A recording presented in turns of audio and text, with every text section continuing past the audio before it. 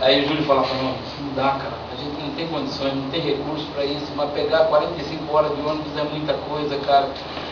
Você pegar 48 horas, 52 horas de ônibus, você sofre muito, cara. E recursos próprios, a gente não tinha como levantar recursos para isso, era recurso próprio.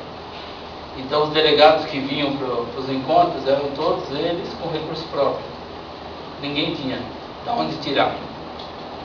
E o bom disso tudo é que a gente acabou conhecendo não só pessoal com proposta de trabalhar no movimento sindical, mas de montar juventudes libertárias, porque aqui em São Paulo já tinha o movimento punk, ia como observador do Congresso, muitos deles foram, principalmente de Aracaju e de Alagoas, muito punk, de Recife, muito punk foram participar do Congresso lá de João Pessoa.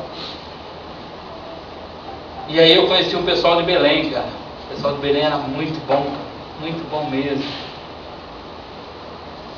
E aí a gente via, tinha muito valor humano, né? Mas não se vive só de valor humano, a gente tem que ter propostas e pensamento de atuação, de como atuar, onde atuar, como divulgar o movimento, como fazer com que esse movimento se tornasse conhecido. Aqui em São Paulo tinha muita ação de rua, cara, a gente fazia muita coisa na rua. Os 1º de maio, nossa, era uma coisa de louco. A gente ficava quase 3 dias só se movimentando para o 1º de maio. Inclusive muito da história do 1º de maio foi divulgado no 1º de maio de 90, né? E nós levamos uns bonecos, enforcamos 5 bonecos lá na Praça da Sé. E aí foi que o pessoal se aproximou para conhecer a história do 1º de maio. Fizemos uma conferência nacional aqui no Centro de Cultura Social, lá na Rubens de Oliveira, e só quem participou, foram todos convidados do Centro de Cultura Social, só quem participou foi Jaime Ribeiro. Essa conferência nacional teve como observadores 2 americanos que vieram participar. Foi em 92, né? Então, veio da Argentina? Veio Jesus da Argentina, veio o colombiano também, veio o colombiano. Eu lembro, ele era magrinho, né? Ele era dono de uma editora na Colômbia. Inclusive, ele teve um problema sério, porque ele mandou uma renca de livro para cá e os livros ficaram presos aqui, na alfândega, aqui no Brasil. E ele estava com um problema lá na editora dele, porque ia entrar com contrabando e eu tive que ir no consulado da Colômbia aqui e resolver isso aí também para ele. E aí a gente saiu de lá com um documento justificando os livros que vieram de lá. Foi com o livro lá. E ele solicitou que a gente fosse para lá também para conhecer. Nunca fomos também. Não tinha como ir para lá. Veio os chilenos para cá também, conhecer o movimento aqui, falar um pouco do movimento do Chile, como é que estava. Se alguém iriam para esse encontro, mas tiveram problema e não vieram. Vieram depois, vieram 2 meses depois. 2 meses depois que eles vieram, mas trouxeram um monte de livros para a gente também de lá. E livros que eram publicados na Venezuela, muita coisa era publicada na Venezuela, porque teve um movimento anarquista venezuelano. Então muita coisa veio para cá a partir disso também. E acabou que dentro dessa correria toda que a gente fez, chegou uma hora que a gente falou assim, vamos tentar fazer com que esse movimento anarco-sindicalista se expanda mais. E aí nós tivemos atuações mais contundentes dentro dos bancários e dos rodoviários com o Murilo. Porque o Leonardo já estava praticamente... E o Tiner? Os dois. Ele era da CMTC. CMTC, os dois trabalhavam na CMTC. Dos sindicatos dos bancários, a gente foi inclusive participar da eleição que foi na quadra da Tabatinguera, que teve tiroteio dentro da discussão da eleição do sindicato. E aí a gente saiu de lá com medo, falando, meu caramba, se os caras estão disputando o poder do sindicato a bala, nós estamos perdidos. Nós não vamos disputar o poder do sindicato a bala.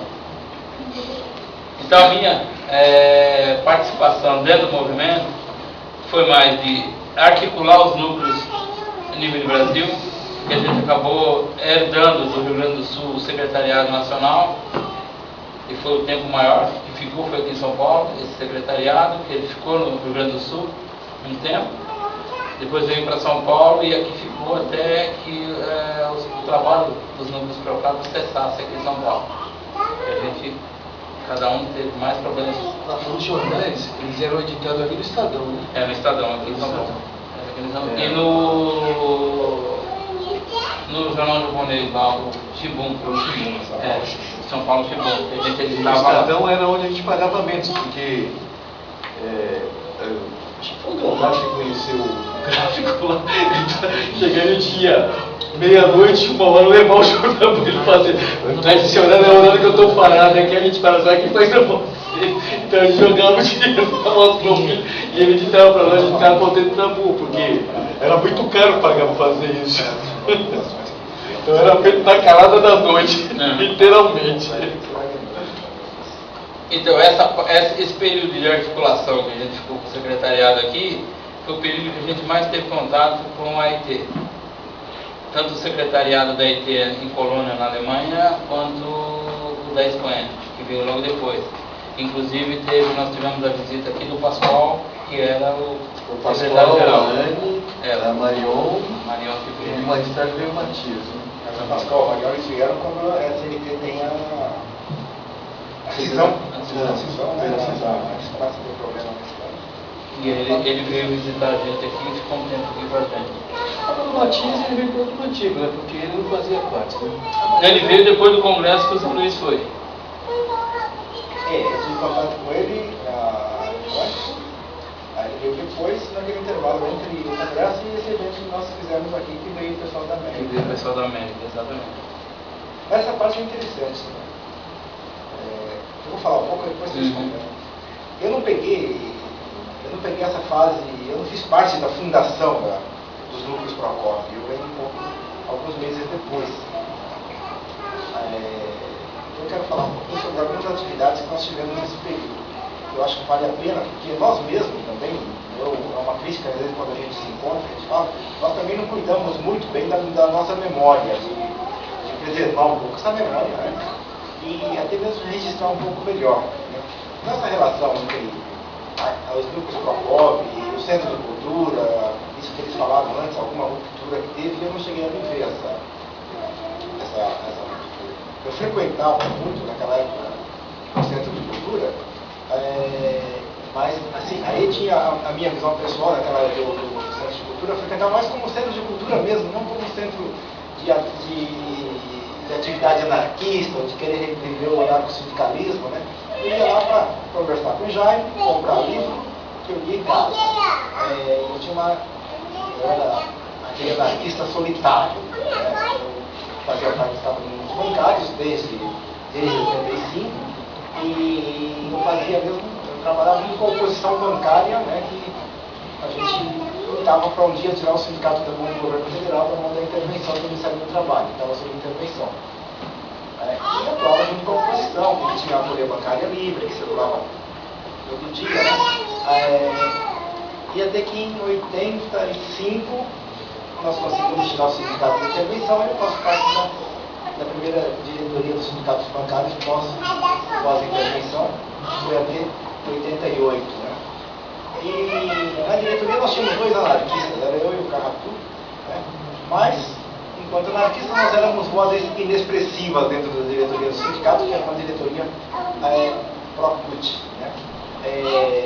Tinha a questão da formação da CUT, do PT, então era o pessoal da articulação, 113, né? E a gente, por mais que a gente tentasse alguma coisa, eu vivia mais de estudar. Mesmo com o grupinho anarquista dentro dos bancários que a gente tinha, a gente não tinha essa visão que o Isaac, que você falou, né, do Lula, da formação do PT, a gente era crítico em relação a isso, mas não tínhamos lá grande atuação, era mais estudiosos mesmo.